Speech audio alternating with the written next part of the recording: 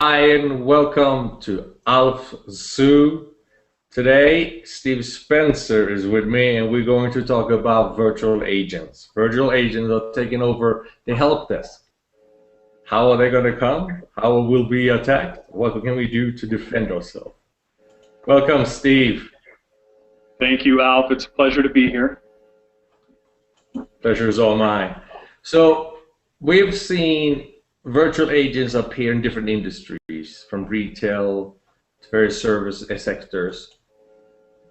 What is a virtual agent? Can you tell the audience, just in a few simple sentences, what this technology really is and what it does for you? What's the whole point of it? Sure.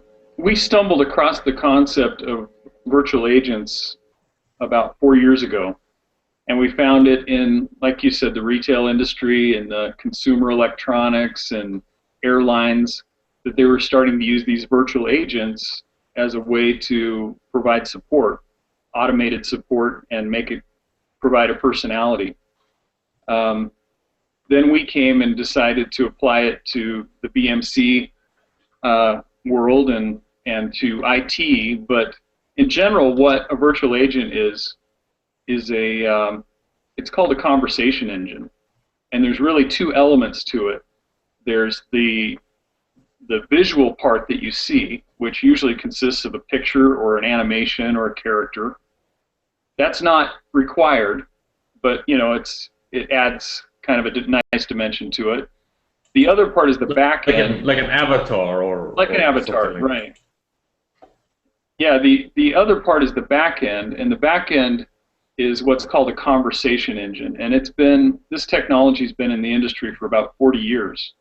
And it was originally created for the psychology field. They found that they could take a computer program tool and do psychoanalysis, and it worked very well because psychoanalysis involves so much reflective listening. So it made it easy for someone to create a program that could come up with good responses and kind of conversational responses. And it's evolved, and every year they have the Turing test, where they have competitions between all of these developers who create these different conversation engines to see who can fool people into thinking that it's a real person for the longest. And if you do the best, you win. And so it's been around a long time. What we've done is we took that technology and we said, we like the conversation engine capability. It really consists of taking these XML files and adding these question and answer pairs. And so really, you're just creating all these different question and answer pairs, and there's some sophisticated intelligence that you can build into it. But really just comes down to creating these things, and you're giving the virtual agent personality by creating certain personality question and answer pairs. But we thought, why not broaden it to technical support question and answer pairs, and why not integrate it with other self-service tools like knowledge management, service request management, SharePoint, and that way you don't have to create all of that content in the conversation engine itself. You can, in essence, plug it into what you're doing, in your IT organization already with self-service.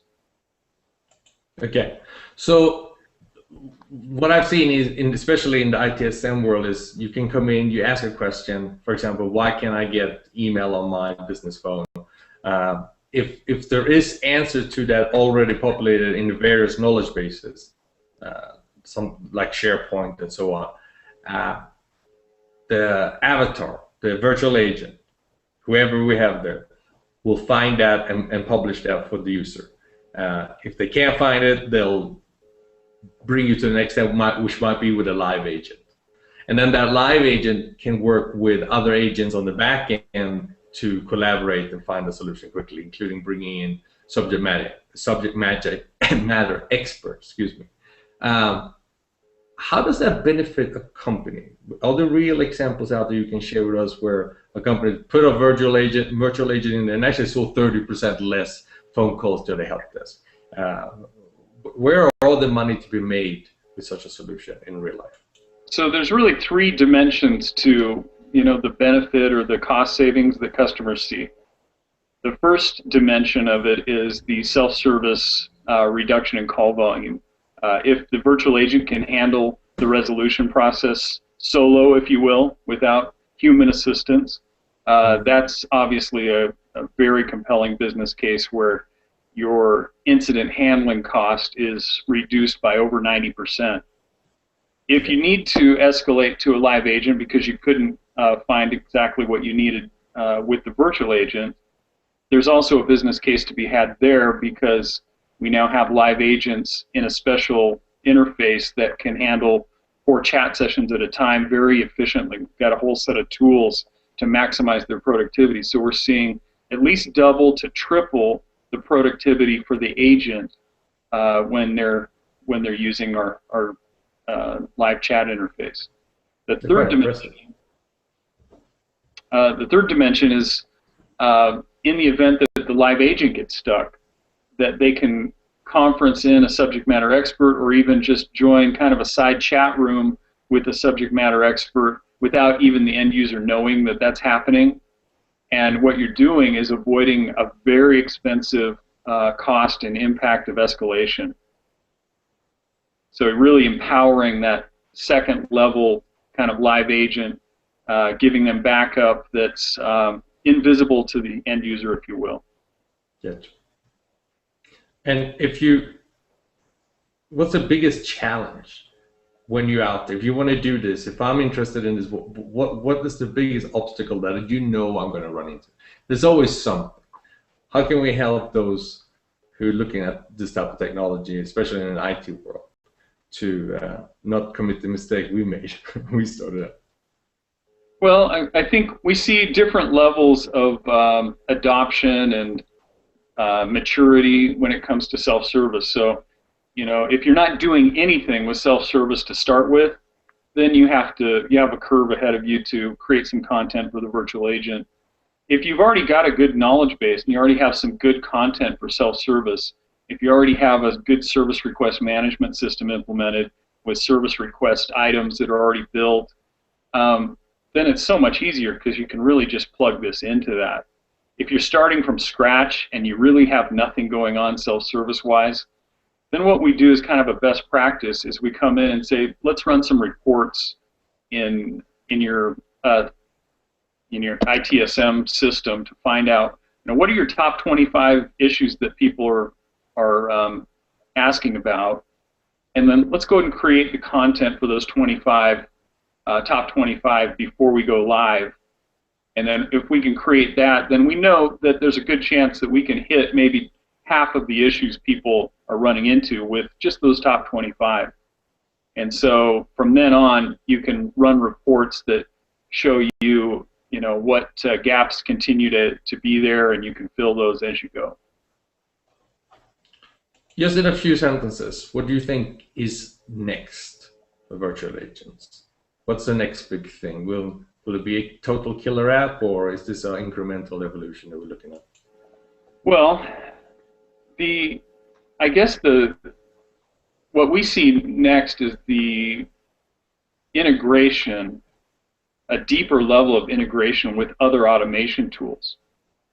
So, for example, when you go to do your password reset, the virtual agent can direct you to the password reset system, and you can go through that process with the system. Well, if the virtual agent can go ahead and integrate tighter with that system, why not have the virtual agent guide you through the password reset process and front end that system? Yeah. It's something that is especially valuable for your less sophisticated end user that needs a little guidance, right? So there are so many tools and automation systems out there that the virtual agent can integrate at a deeper level with to make it faster and easier for the end user.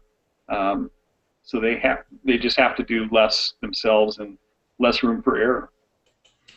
Give them more power. Let's help us enable them. Yeah. Well, I want to thank you, Steve,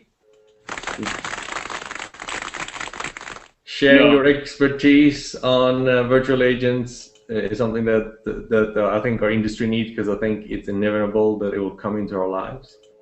Any final words before we leave? No, it's just very gratifying, and we're excited to see this really take off, because it's a fun, exciting, brave new world. It is indeed. It is indeed. Next time on AlpSoo, we will have a discussion about Remedy on Demand from one of the customers who suffered and overcame some challenges and are doing much better today. Come and learn how we can do this better. So until then, take care. Be safe.